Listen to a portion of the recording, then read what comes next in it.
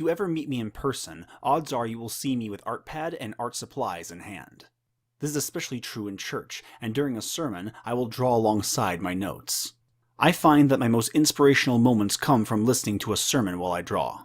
And now I invite you to share in that experience.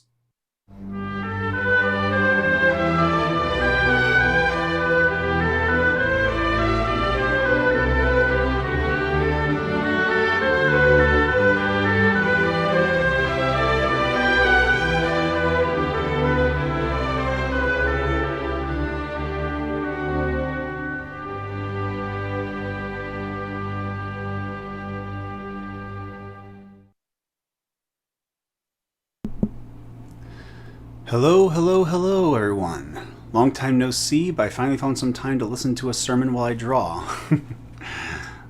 Although, I have been listening to sermons rather off and on most of the weekend, most of the month anyway. But, welcome back. We're going to have another nice installment of Drawing in the Pew, and today I have a new tablet, which means my art drawing is going to be a lot more fun and a lot more interesting. And originally I was going to actually do a stream. There's actually a change of pace tonight. Tonight I was originally going to do a conversation with an atheist I met on Twitter, but apparently he hasn't gotten back to me, and we guess we're going to have to reschedule for another conversation because of a Twitter conversation we had, because I think it's more insightful to have conversations in live streams than on Twitter, because otherwise you're just wasting your time talking to people who are not interested in truth. And as I think it was Malcolm Muggeridge who said, George MacDonald, he said, to give truth to them who love it not is only give them the more multiplied reasons for misinterpretation. But with that said, today we're going to be doing some artwork and listening to one of my favorite sermons by Ravi Zacharias, which actually is about the topic of atheism, specifically the existence of God, or what I want to call in another video, the rational existence for God. And it's a good way to rebuke all those atheists who are trying to say, well, you have to prove your claim. Well, you have to actually specify what that prove and claim are. But with that said, let's get started with our drawing, and let's get started with our sermon.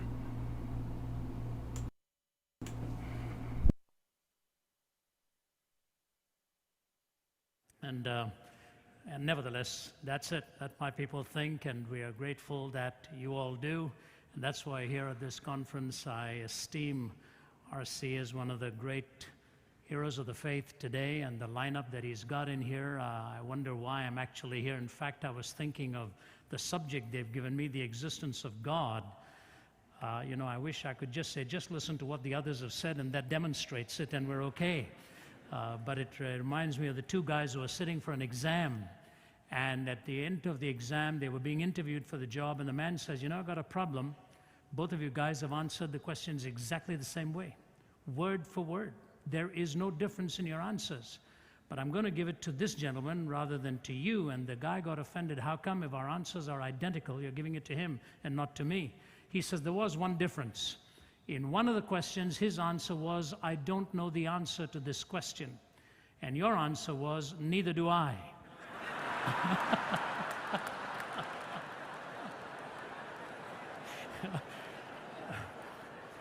So I just feel like saying, so do I, what you've just heard. I remember when I was at graduate school, sent my doctrinal examination question. And we had these tiny little apartments, and you had to get no help, just your Bible next to you, and it was a multiple-page thing. And the opening question was, God is perfect, explain. So I turned to my wife and said, the only more difficult thing I could think of is define God and give 2 examples. Now, the fascinating thing about that question is there was just this much of space in which to do the explaining. And I was grateful for that, because the longer the answer, the greater the possibility of heresy on something like that. So I answered in one line. He's the only entity in existence, the reason for whose existence is in himself. All other entities or quantities exist by virtue of something else. And in that sense, he alone is perfect. Uncaused, infinite, undependent. Being in essence. And so when we talk today about a subject as transcendingly intimidating as that, we've got a tough subject on hand. So I'm going to take it in 3 phases. The first I'm going to talk about is the intense philosophical problems that arise from the denial of God's existence? Number two, how then do we demonstrate God's existence? And number three, why is the Christian faith unique in representing this particular notion of God and who He is? So that's a tall order within a few minutes on hand, but we will make our attempt to do so. So put your thinking caps on and race along with me. We'll try and do our best, and hopefully the other messages converge at the same time. Many of you are familiar with these lines of Friedrich Nietzsche. Nietzsche had a poignancy to what he said, and in many ways he also had a candor to what he said. He broke new ground. He did not coin the phrase, God is dead. He popularized it. He was the son of a minister, and both of his grandfathers were in the ministry. But this brilliant man, who was born 1844, died in 1900, did so much in that short span of time, and ironically lived out his own sense of nihilistic thought. When he died, he was, the last 14 years, he spent insane, and in periods of silence would suddenly break into scriptures that he had learned as a young lad. But listen to how he words it. Have you not heard of that madman who lit a lantern in the bright morning hours, ran to the marketplace and cried incessantly, I'm looking for God, I'm looking for God. As many of those who did not believe in God were standing together there, he excited considerable laughter. Have you lost him then, said one. Did he lose his way like a child, said another. Or is he hiding? Is he afraid of us? Has he gone on a voyage or emigrated? So they shouted and laughed, but the madman sprang into their midst and pierced them with his glances. Where is God? He cried. I'll tell you, we have killed him. You and I, we are all his murderers. But how did we do this? How were we able to drink up the sea? Who gave us a sponge to wipe away the entire horizon? What did we do when we unchained this earth from its sun? Whither is it moving now? Whither are we moving now? Away from all suns, maybe? Are we not perpetually falling backwards and forwards and sidewards and in all directions? Is there any up or down left? Are we not straying through an infinite nothing? Do we not feel the breath of empty space? Has it not suddenly become colder? Is not more and more night coming on us all the time? Must not lanterns now have to be lit in the morning hours? Do we not hear anything yet of the noise of the grave diggers who are burying God? Do we not smell anything yet of God's decomposition? God's decomposed too, you know, and he is dead. He remains dead. We've killed him. Now, how shall we, the murderer of all murderers, compose ourselves? Because that which was holiest and mightiest of all that the world has possessed has bled to death under our knives. Who will wipe this blood from us? With what water can we purify ourselves? What festivals of atonement, what sacred games will we need to invent?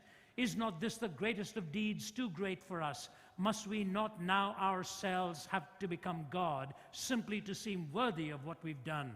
There's never been a greater deed, and whoever shall be born after us for the sake of this deed shall be part of a higher history than all history hitherto. It's been related further that on the same day the madman entered diverse churches and there sang a requiem, Aeternam Deo. Let out and quieted, he said to have retorted each time, what are these churches now, if they're not the tombs and sepulchres of God? God is dead. We have killed him. You know, with all due respect for Nietzsche and regard for him, the thing about him I like is his candor. He is raising the right questions of the implications of a godless universe. Who gave us a sponge to wipe away the entire horizon? Is there any up or down left? Must not lanterns now have to be lit in the morning hours? What he's really saying is, this is so humongous a deed that everything will have to be redefined. Everything. And so the atheist, if you'll pardon the crassness of it, my professor, Dr. Geisler, in my graduate school days used to have a very dry wit, had a dry wit, and he would say things like this: the atheist is better at smelling rotten eggs than laying good ones. He's right. They're able to sort of take this blade and lacerate away. Read Sam Harris's book, you know, The End of Faith. Read his other book, A Letter to a Christian Nation, where he's challenging America to shred this vestige of God talk and God ideas. I'm in the process of writing a response to him, which hopefully will be completed very soon, calling it A Letter to Sam Harris on behalf of a Christian nation. But they do it. They jab away, they stab away. There are 3 or 4 things, actually there are several things, and I don't have the time to go into all of them, but there are several entailments that they have struggles with. The first is this: they have an intense problem then with defining morality. How do you talk up and down? How do you arrive at a moral law? And their standard response is, you know, look at all the evil that is around us. I remember years ago at the University of Nottingham, when I first began, a student stood up and said to me, there's no such being as God because of all the evil that is around in the world. I said, can we talk on that for a few moments? He said, yes. I said, remain standing. I'll talk to you. I said, when you say there's such a thing as evil, aren't you assuming there's such a thing as good? He said, yes. I said, when you say there's such a thing as good, aren't you assuming there's such a thing as a moral law on the basis of which to distinguish between good and evil? He struggled for a few moments with that, and I reminded him of the conversation between Frederick Copleston and Bertrand Russell. When Bertrand Russell was pushed to the wall by Copleston, Copleston said to him, Mr. Russell, how do you differentiate between good and bad? Bertrand Russell said, the same way I differentiate between blue and green. Copleston said, but wait a minute, you differentiate between blue and green by seeing, don't you?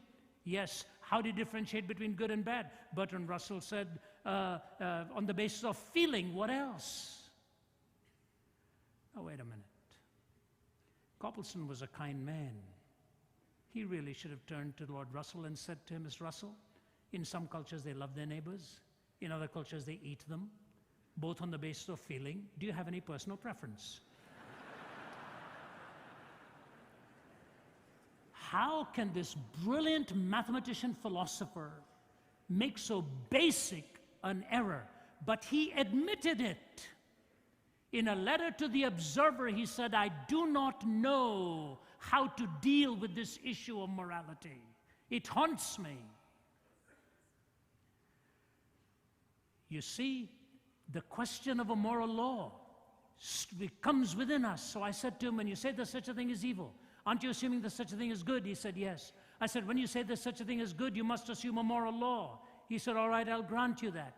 I said, but when you say there's such a thing as a moral law, you must posit a moral lawgiver. But that's whom you're trying to disprove and not prove. If there's no moral lawgiver, there's no moral law. If there's no moral law, there's no good. If there's no good, there's no evil. What is your question?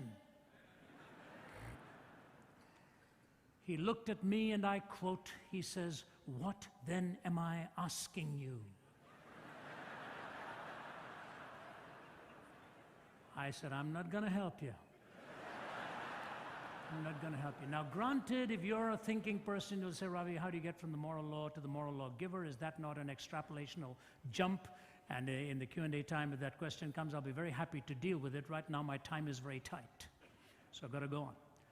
The problem of evil, when you raise it, you raise the question of the nature of good.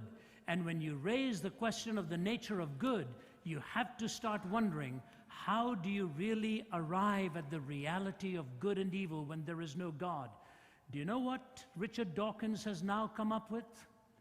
Dawkins has gone so far as to say we have to deny the reality of evil if our argument is going to stay. So he actually denies there is any such thing as evil. I was flying out of a country where I sat next to a woman who rescues women and children from abuse. I won't name the country, but she told me, she was a Dutch lady. I said, were you successful? She said, I saw the worst thing I saw last night. She said, in this area of city called Snake Alley, men come at night, they consume a concoction of snake's blood and hard liquor. It ravages the mind, and then whatever they want, they are given.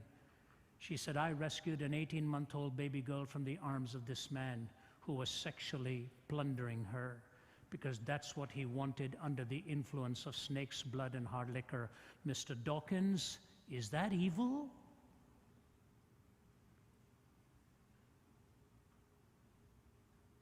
Can you imagine there walk human beings for whom that is pleasure? Is this the ravaging of just the brain or the ravaging of the soul? Dawkins says, no, we're dancing to our DNA. Is that what he was doing? It's easy to come up and say, God is dead, God doesn't exist. How then do you make any moral pronouncements of any kind? Alan Dershowitz, Harvard. I don't know if there's good, but I have to say there's such a thing as evil. What? Day before yesterday's USA Today. An article advertised on the front page and then in the book section of a recent psychiatric study that is actually saying evil is real. Evil is real. And then they bring all the gurus to try and counter the point. There's no moral law. There's no rational way. And if, just in case you think I'm making this up, listen to the most brilliant, prolific Canadian atheistic philosopher, Kai Nielsen. We have not been able to show that reason requires the moral point of view, or that really rational persons, listen to this qualifier, or that really rational persons, unhoodwinked by myth or ideology, need not be individual egoists or classical amoralists. Reason does not decide here. The picture I have painted for you is not a pleasant one. Reflection on this actually depresses me. Pure, practical reason, even with a good knowledge of the facts, will not lead you to morality. This is an atheist saying that. Rationally, you cannot get there. Listen to Bertrand Russell. He says this. He says, I cannot live as though ethical values were simply a matter of personal taste. And he says, I do not know the solution to this. And so, to deny the existence of God is to take you out of the realm of moral postulates. Secondly, it takes you out of the realm of meaning. You have no absolute way of positing meaning anymore, what meaning actually means. Listen, for example, to Stephen Jay Gould of Harvard, the late Stephen Jay Gould, I should say, the paleontologist, well known in his stridency. Here's what he says. We are here because one odd group of fishes had a peculiar fin anatomy that could transform into legs for terrestrial creatures. We are here because comets struck the Earth and wiped out dinosaurs, thereby giving mammals a chance not otherwise available. So thank your lucky stars. Because the Earth never froze entirely during an ice age, because a small and tenuous species arising in Africa 250,000 years ago has managed so far to survive by hook and by crook. We may yearn for a higher answer, but believe me, none exists. These explanations, though superficially troubling, if not terrifying, is ultimately liberating and exhilarating. Do you feel exhilarated? We cannot read the meaning of life passively in the facts of nature. We must construct these ourselves from our own wisdom and ethical sense. There is simply no other way. That's why the rock musician says, knowledge is a deadly friend when no one sets the rules. The fate of all mankind I see is in the hands of fools. Confusion will be my epitaph as I crawl a cracked and broken path. If we make it, we can all sit back and laugh, but I'm afraid tomorrow I'll be crying. No moral law, no meaning, and lastly, of the atheist, amongst many other things, there's no hope. There's really no hope. Do you know how much this world longs for hope? Let me give you an incredible illustration of this. I was in Lebanon a few weeks ago, and my traveling associate, Philip, was with me. He was having breakfast with some Iraqis. And the pastor from Iraq was telling us that a few weeks before that, 3 weeks before we were conversing, he was driving along the streets of Baghdad. He's a young man with a young family. He said, suddenly a huge booming sound. My car actually was lifted off the road, and I looked around, and the buildings around me were collapsing. And I literally saw one man's limbs flying off his body as he fell onto the sidewalk there. He said, I had to stop. My head felt cold, and as I touched my face, Blood was pouring out of my ears from the concussion. He said I was in a state of shock and taken to the hospital. He said, Brother Ravi, we live with this every day. When I say goodbye to my children in the morning, I never even know I'm going to see them. And so Hassan was chatting. I leaned forward, I said, Hassan, is it good or bad what's happened in Iraq? What we did? I said, I want to hear from your mouth. Tell me. He said, before America came to our help, we were living with a lot of pain, everyday pain. After America's come to help us, we still live with a lot of pain, but now we have pain with some hope.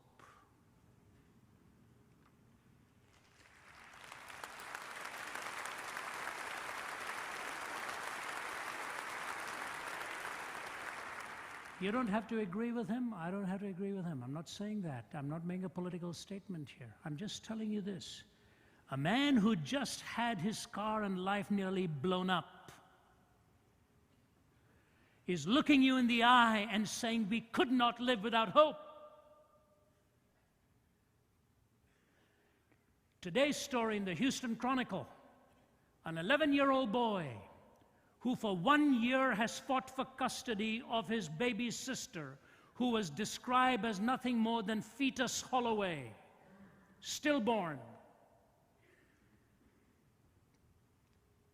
30-some weeks or something like that, pregnant, I forget how it was. Stillborn. The mother is in drug rehab. Father cannot be found. This 11-year-old boy goes to the medical authorities and asks for the body of his sister. For 1 year, he fought it. And he got the little body back. He takes 3 of his cousins and conducts the funeral with some stuffed animals and some flowers and a pink blanket.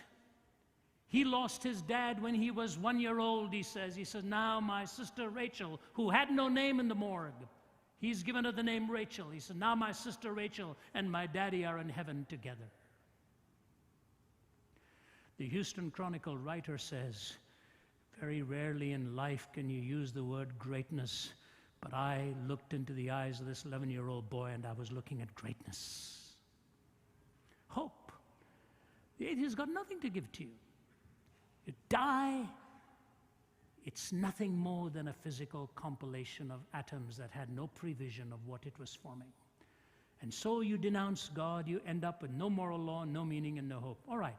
What does that do about the existence of God then? How do we try to even demonstrate that? Let me get into some little bit of an argumentation here, and you may not be able to write as fast as we speak this, but thankfully you're able to hear that again and at least make notes on it. I don't use PowerPoint. I'm technologically challenged. I always say, he gives me the power and I try to make the point. And if you can get it that way, it's okay. Last week I was lecturing somewhere and I asked them for an overhead projector and they said, what's that? I said, the inventor of the overhead projector has just been terribly insulted by you. He spent all his life doing that and you don't know what it is. There are many ways to argue this. R.C. is just a master of this with his knowledge of Aquinas and Augustine, and many of them who've given such powerful, especially Aquinas, who was the master theologian and thinker of his time with his 5 ways and so on. Basically, no matter what kinds of arguments you've heard, they filter down to 2 or 3 very strong forms. Some like to call them proofs, some like to call them evidences, some like to call them arguments, some like to call them the coherence factor. I like the way Dallas Willard has summarized it, taken the best of these and actually just come with 3 stages of argument. Here's the first stage. Stage number 1. It is the nature and existence of the physical reality that we see. Now listen to this statement very carefully.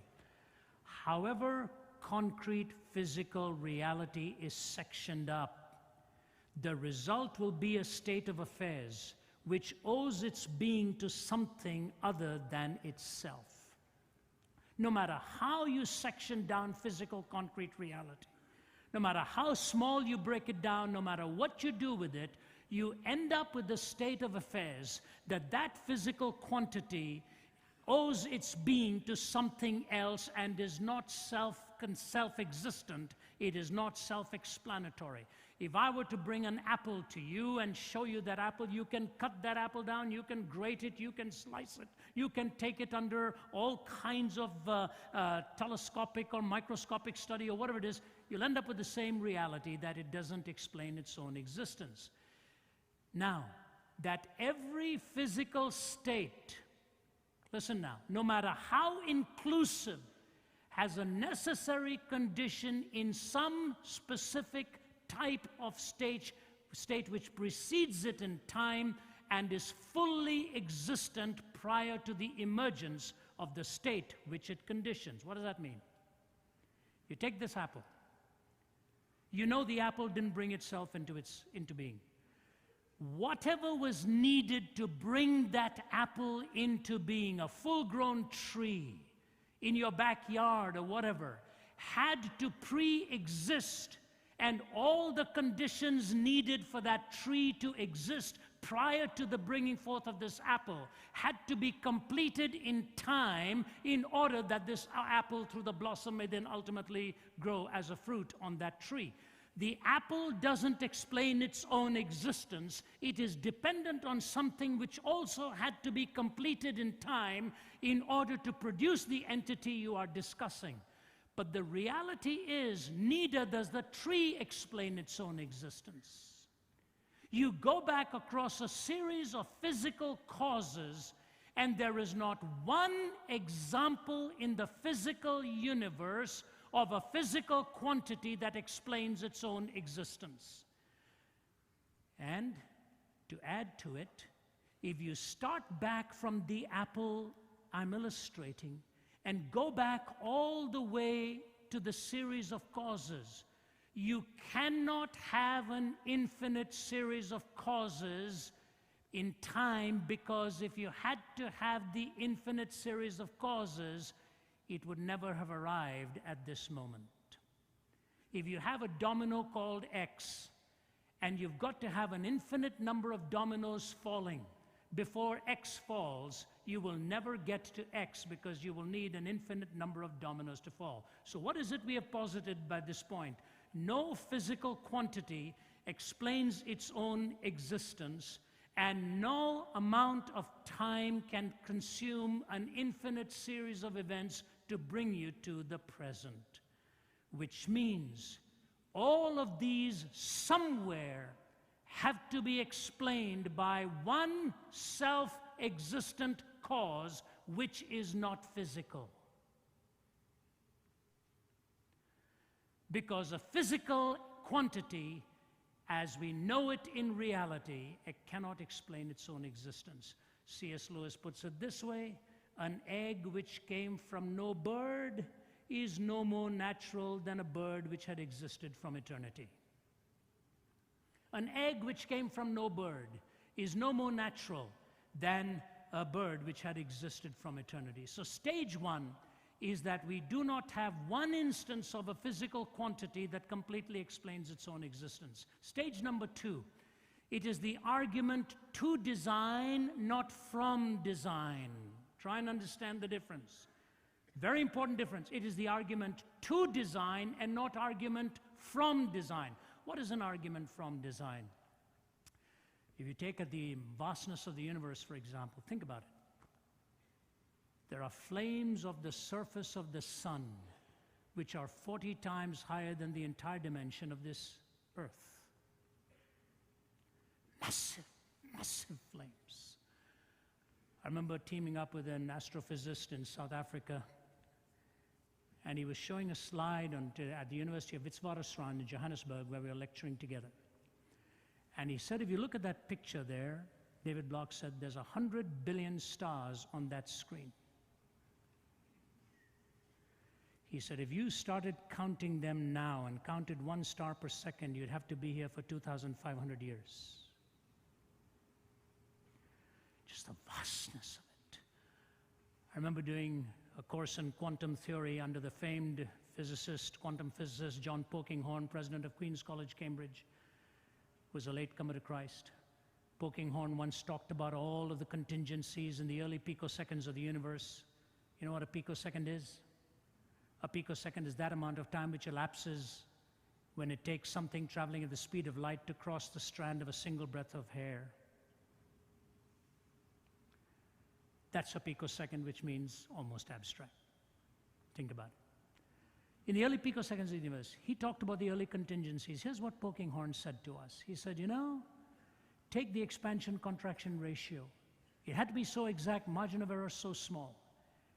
He said it would be like taking aim at a 1 square inch object at the other end of the known universe, 20 billion light years away, and hitting it bullseye. That's just one contingency. And then in typical British understatement, he turned to us and said, you know, gentlemen, there's no free lunch. Somebody had to pay. That's an argument from design. What do we mean by an argument to design? The argument to design, and I want you to understand me very carefully now, evolution is not an explanation for ultimate origins. It is not an explanation for ultimate origins. Evolution doesn't explain the Big Bang. Did the Big Bang evolve? What caused the Big Bang? If you were in your room sleeping at 3 o'clock in the morning and you heard a little bang, you'd want to know what the little bang was.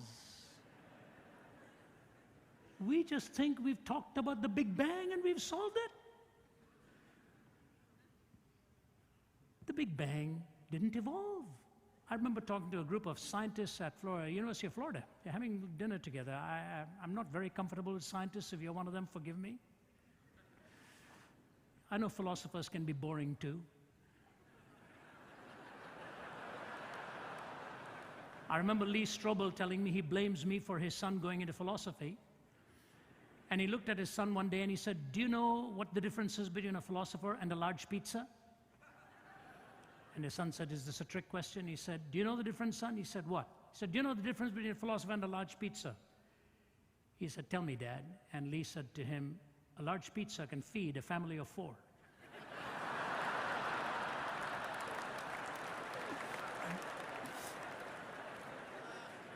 So we're having dinner, physicists and myself, waiting for the dinner to be over so I could leave and sound normal again.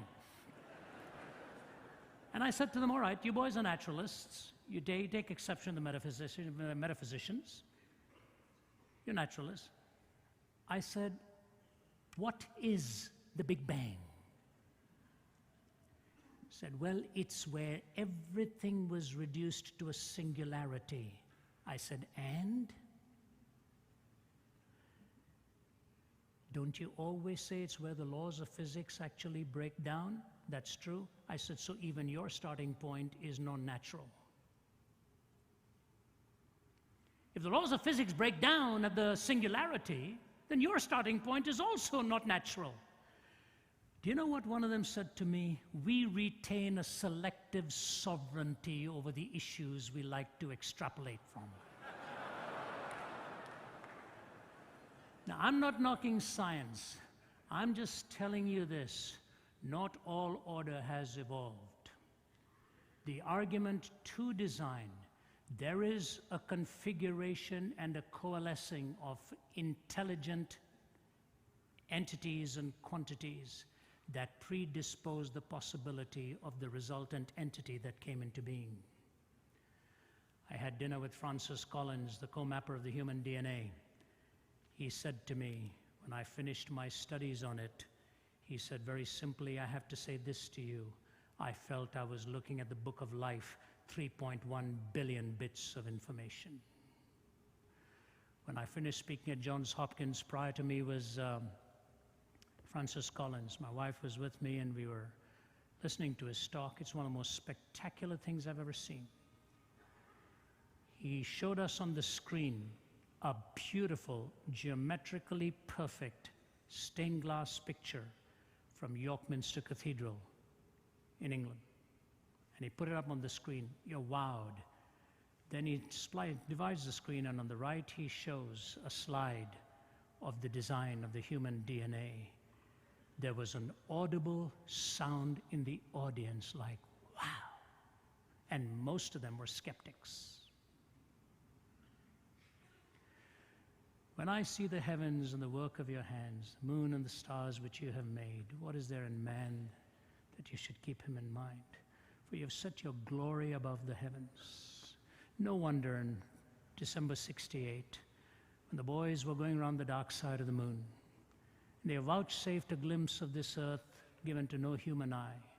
And they saw Earth rising over the horizon of the moon, draped in a beauteous mixture of black, blue, and white, garlanded by the glistening light of the sun against the black void of space.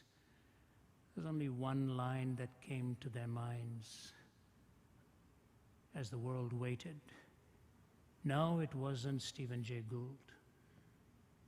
It wasn't Russell. It wasn't Nietzsche. It was the opening lines of the Bible. In the beginning, God.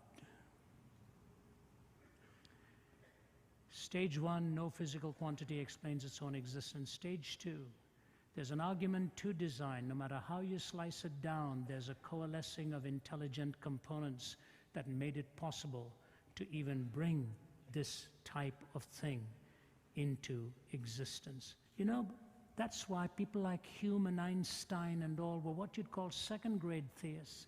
Sort of talked about a mind, but didn't know where to park that mind. They didn't know where to park it because they didn't want the person of God brought into the scene. That's stage two. Stage three, the course of human events, historical, social, and individual. The course of human events, historical, social, and individual, within the context of a demonstrated extranaturalism, stage one, and of a quite plausible cosmic intellectualism, stage two.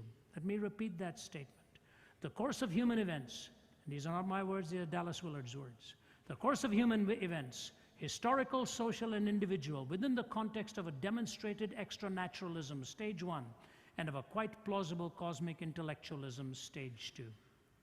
Now, I could take you to many places from here with that. If you look at the course of human events, you end up with this fact: how do you explain many things in history? You remember the famous parable by Anthony Flew and Wisdom? You've got to hear this carefully because John Frame has made a tremendous response to it. Listen carefully, please. Once upon a time, two explorers came upon a clearing in the jungle. In the clearing were growing many flowers and many weeds. One explorer says, "Some gardener must tend this plot." So they pitched their tents and set a watch. No gardener is ever seen, but perhaps he's an invisible gardener. So they set up a barbed wire fence, they electrified, they patrol it with bloodhounds. But no shrieks ever suggest that some intruder has received a shock. No movements of the wire ever betray an invisible climber. The bloodhounds never give cry, yet still the believer is not convinced. But there is a gardener, invisible, intangible, insensible to electric shocks. A gardener has no scent and makes no sound. A gardener who comes secretly to look after the garden which he loves. At last the skeptic despairs. Ah, but what remains of your original assertion? Just how does what you call an invisible, intangible, eternally elusive gardener differ from an imaginary gardener, or even from one, no gardener at all? Here's the question. How does what you call an invisible, intangible, eternally elusive gardener differ from an imaginary gardener, or even no gardener at all? John Frame, in his Apologetics to the Glory of God, begins with this. Once upon a time, two explorers come upon a clearing in the jungle. A man was there, pulling weeds, applying fertilizer, trimming branches. The man turned to the explorers and introduced himself as the royal gardener. One explorer shook his hand and exchanged pleasantries. The other ignored the gardener and turned away. "There can be no gardener in this part of the jungle," he said. "This must be some trick. Someone is trying to discredit our previous findings." They pitch camp every day. The gardener arrives, tends the plot. Soon the plot is bursting with perfectly arranged blooms. He's only doing it because we are here to fool us into thinking this is a royal garden. But one day the gardener takes them to a royal palace, introduces the explorers to a score of officials who verify the gardener's status. Then the skeptic tries a last resort. Our senses are deceiving us. There is no gardener, no blooms, no palace, no officials. It's all a hoax. Finally, the believer despairs. But what remains of your original assertion? Just how does this mirage, as you call it, differ from a real gardener? Do you follow the point? The gardener did come. and the gardener was seen. Let me give to you 3 or 4 reasons why this gardener reveals God so perfectly. First, his description of the human condition. He points to your heart and my heart so accurately that when you finish reading Jesus' description of you, you know he knows you extremely well. And so the woman at the well who tries all these theological smoke screens, finally he says to her, these are not your real questions, are they? You've had 5 broken relationships. The man you're living with is not your husband. Isn't that true? He did that so gently that she runs back to her village and says to the people, come back and see the one who told me everything about myself. Truly, Messiah has come. You take the readings of Muhammad, Buddha, Krishna, if he ever lived, and see their description of the human condition. It doesn't conform to reality. But you take the description of Jesus, that all have sinned and come short of the glory of God. So whether you're the head of Enron or whether you're running Playboy magazine, the heart is desperately wicked above all things. And that's precisely the point of the article 2 days ago in USA Today. The psychiatrist says, no matter who we are, when the chips are down and the compulsion is there, every one of us turns out to be a rotter. That's what the Bible said. That's what the Bible says. You know, I remember walking through Auschwitz years ago and seeing the horrors of what was done. My wife is really quite extremely well read on world wars and especially Second World War, and almost everything she ever reads out to me or quotes to me or talks about tells you what shocked humanity was that they were ordinary people. Ordinary people. Ordinary human beings. Eichmann, Goering, Himmler. When they sat being tried, one of them basically said, the first time I said yes, I didn't like it, but then I got used to it, to the slaughter of millions. Go to Auschwitz and Buchenwald and Dachau and see the human heart. And you know, we gotta get away from all of this. People like Sam Harris and all who brandish their penmanship like a sword to lacerate Christians and all the wars we've caused, has he ever counted the millions that atheism has killed? And the difference in atheism, it can logically emerge. In a transcendent Judeo-Christian worldview, it would have to be in violation of what they believe. The kind of stuff that's going on. He doesn't care that 10 million female babies have been eradicated in India only because they were female.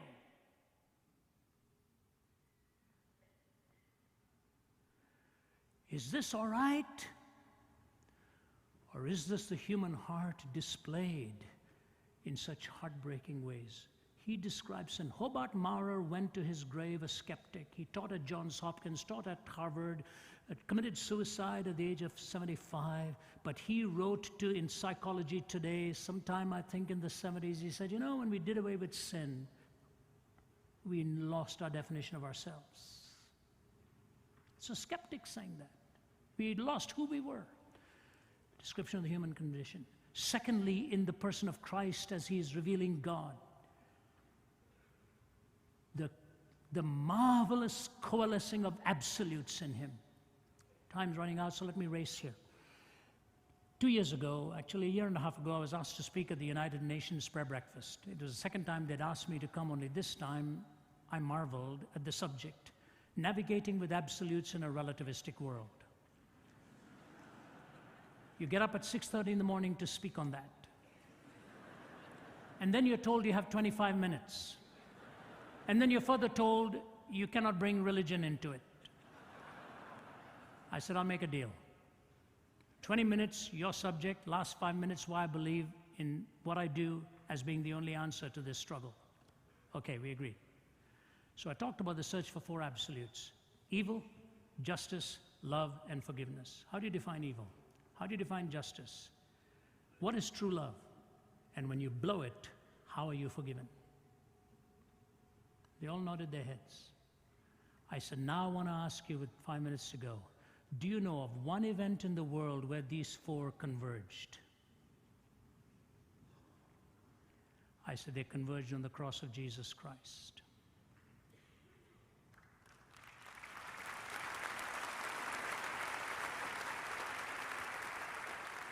Evil was seen for what it was. Justice was met out by a righteous and a holy God.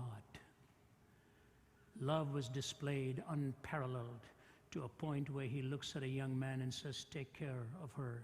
She's now your mother. A cosmic drama was unfolding, and he cared for the one woman who had so nurtured and cared for him. And then I said, forgiveness, that he's willing to wipe your slate clean and forgive you. Do you know, there was an ambassador from one country, I will not name it, it's an atheistic country. They stood in line to shake hands. The president of the UN says, would you come up to my office and please pray for me and my staff? I go up and come. Before that, this man shakes his hand. He said, can I talk to you for a moment? He said, I come from an atheistic country. I didn't want to come here. I don't want to come here. We don't believe in God out there. And I wondered why I was here. He said, this morning I find out why I'm here. Pray for me. God revealed in Christ, where absolutes converge in an unparalleled way. The description of evil, the convergence of absolutes, thirdly, the disclosure of reality. You know why I think men and women like you come to a conference like this? I was talking to my wife about it. She was not able to join me last evening. She became unwell just as we were leaving. And I wondered if it was because of my sermon, but it wasn't. It was okay. She's feeling much better today and joined me here. But you know, I said to her, why do they come? You know why you all come? Because you want to go deep. You want to go deep.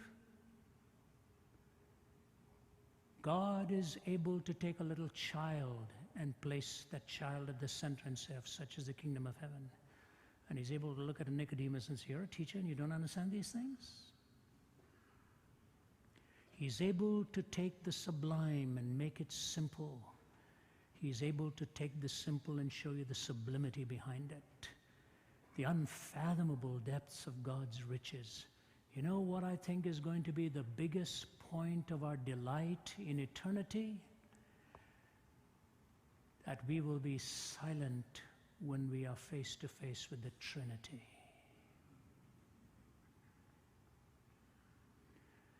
You know, Peter knew the difference between 1 fish and 3 fishes. Paul knew the difference between 1 and 3.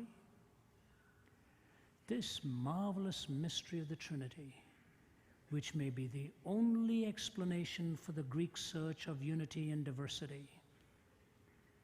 Because unity and diversity in the effect must presuppose unity and diversity in the first cause. And only in the Trinity is there the community of unity in diversity. God is a being in relationships, and our hearts hunger for a relationship as we live here. Marvelous depth of truth. The atheist stuff looks so shallow after this. You say, what? When somebody asked Francis Crick, the Nobel laureate, for originally cracking the code of the DNA, he said, how did we come to be then? What happened? How did we have all these components to bring us to being? This was a skeptic asking him. Do you know what Francis Crick said? It would have to have been a spaceship that came from another planet, that brought spores to seed the earth, and that's how we came to be. Now, if that's reason, give me faith.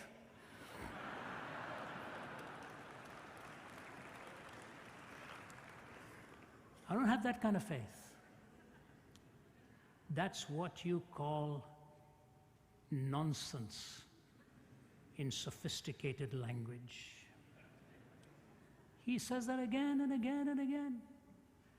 No, when we see the disclosure of reality, and the last thing I say to you is this, the resurrection of the body. The resurrection of the body. Isn't it marvelous to know that God identifies both the physicality and the spirituality as real components of our lives? We will have a glorified body, and so if you violate sexuality, you violate it at your own risk. You violate the temple of the living God. The absolutes are shown in the sacredness of the body and the sacredness of that transcending spirit of the human being. God raises the body, as it were, the resurrected body. My wife's father passed away a year and a half ago, and he was a military man. He was in the Second World War navigating. Whenever a body was ever lowered into the ground, he always stood at attention, saluted. The respect. The person may be dead and not inhabiting the body, but the body was a place of respect. You respect the human body. You remember that. And that's why Jesus wept even at the grave of his friend, knowing he was going to raise him again. And he said, you destroy this temple, and in 3 days I will raise it up. I want to close with one humorous line, and I think I'm just on target here, I believe. That in itself is a Class B miracle. That alone ought to make you believe in God. When the great chess master Garry Kasparov of Russia was going to play a computer in a chess match, he beat the first one, and the boys got together and said, we'll design the best computer in the world, an IBM computer called Deep Blue. And we're going to build one that'll beat you, Kasparov. Kasparov got nervous and went away into hiding for many months because he was afraid that if he lost to Deep Blue, he would lose the dignity of humanity in the process. He doesn't know I lost that dignity after the calculators came out. He's worried about the computers taking it away from him. But here's what so David Galertner, professor of computer science from Yale University, writes this in response to Kasparov's fear that his loss to Deep Blue would end up in the loss of dignity for humanity. Listen to this brilliant professor of computer science, David Galertner. The idea that Deep Blue has a mind is absurd. How can an object that wants nothing, fears nothing, enjoys nothing, needs nothing, and cares nothing have a mind? Oh, it can win at chess, but not because it wants to. It isn't happy when it wins or sad when it loses. What are Deep Blue's after-the-match plans if it ends up beating Kasparov? Is it hoping to take Deep Pink out for a night in the town? No, it doesn't. It doesn't care about chess or anything else. It plays the game for the same reason a calculator adds or a toaster toasts, because it's a machine designed for that purpose. No matter what feats they perform inside, there will always be a big fat zero. No computer can achieve artificial thought without achieving artificial emotion too. In the long run, I doubt if there is any kind of human behavior computers cannot fake, any kind of performance they cannot put on. It is conceivable that one day computers will be better than humans at nearly everything. I can imagine that a person might even someday have a computer for a best friend. Oh, but that'll be sad. Like having a dog for your best friend, only sadder. By the way, I like dogs. We have one. But the gap between the human and surrogate is permanent and will never be closed. Listen now. Machines will continue to make life easier, healthier, richer, and more puzzling. And human beings will continue to care ultimately about the same things they always have, about one another, and many of them about God. He could not make that article stick without that last line. The difference between a machine and you is huge because of God. Do you know, Francis Thompson ran from God most of his life, and he would hang out at Charing Cross to get his drugs and sleep by the River Thames. And then God hounded him, followed him. You've read his story in The Hound of Heaven, but then he wrote this brilliant one.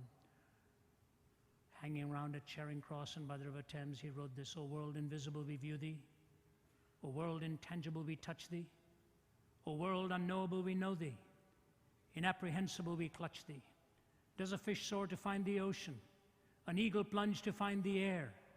Do we ask of the stars in motion if they have rumor of thee there? Not whether wheeling systems darken or our benumbed conceiving soars. The drift of pinions would we hearken, beats on our own clay-shuttered doors. The angels keep their ancient places, touch but a stone and start a wing. 'Tis ye, 'tis your estranged faces that amiss the many splendored thing. But when so sad thou canst not sadder, crying upon thy so sore loss, shall shine the traffic of Jacob's ladder, pitched between heaven and Charing Cross. Yea, in the night, my soul, my daughter, cry clutching heaven by the hems, lo, Christ walking on the water, not of Gennesaret, but Thames. When Bertrand Russell was asked why he didn't believe in God, he said, because he didn't give me enough evidence. If you listen to Francis Thompson, he'd find out it's not the absence of evidence, it's the suppression of it. God will meet you where you are. When my father-in-law died, he was a gentleman to the end. He was a great man. But he started to tear his clothes off. He was losing it. Shrunken down to a bag of bones. Diagnosis to death, 4 months, 85 years old. Quintessential gentleman, man of God. He lost his voice, lost everything. My wife was standing by his bed along with her sisters and her mother. Finally, he got enough strength to reach out to his wife of 63 years. He had no voice. He said, I love you. He just mouthed it, I love you. He put his head back on the pillow, looked to the heavens and said, amazing, just amazing. And he was gone.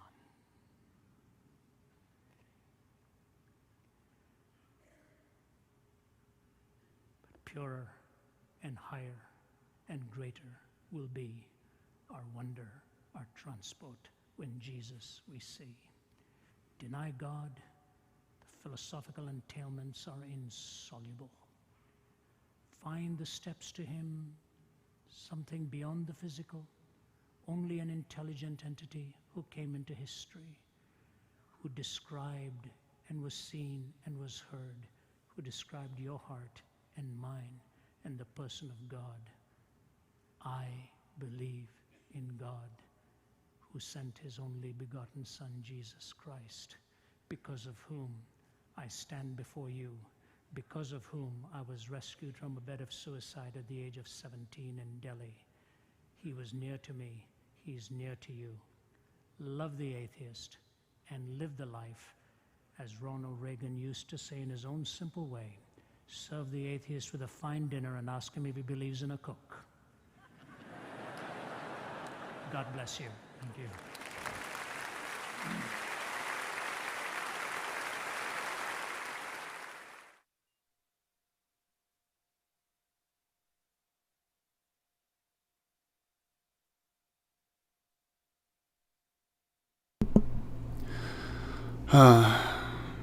I never get tired of Ravi Zacharias or the specials in all his sermons.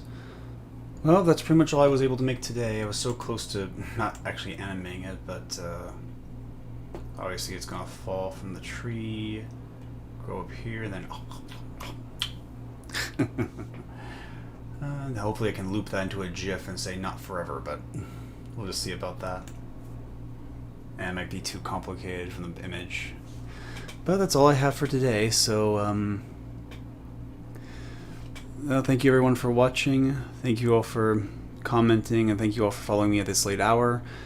I'm still trying to figure out what's the best time to do this. Morning, which day to do it, but hopefully it was a good experience for you, and it was for me.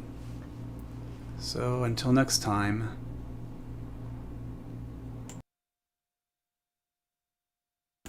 Don't forget to like, dislike, share, subscribe, and click the bell and all other good stuff. And until next time, may the will of God be your way. Or hopefully I didn't do that in the credits again.